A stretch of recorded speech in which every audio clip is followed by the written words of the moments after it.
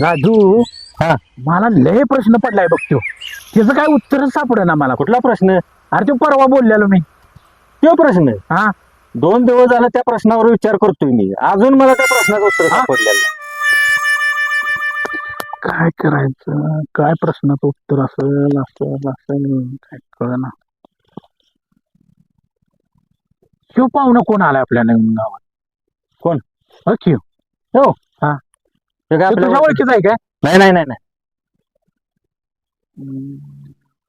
काय आहे माहितीये का, हा. या पाहुण्याला प्रश्न विचार. बरं. कारण का माहितीये का, आपण आपल्या गावात शिव प्रश्न विचारू शकत नाही रे. का? गाव हसल आपल्याला. हा, ते मात्र बरं आहे. हा हे खरं आहे बरोबर, शिव. खरं आहे, खरं आहे. त्याला विचार. विचारा विचार. हा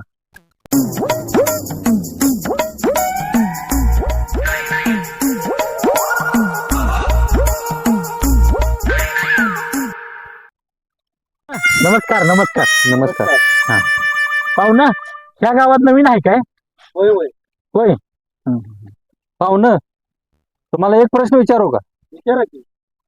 गेली 4 दिवस झाला आम्ही दोघं एका प्रश्नावर विचार करतोय, पण अजून त्या प्रश्नाचं उत्तर सापडलेलं नाही. बर.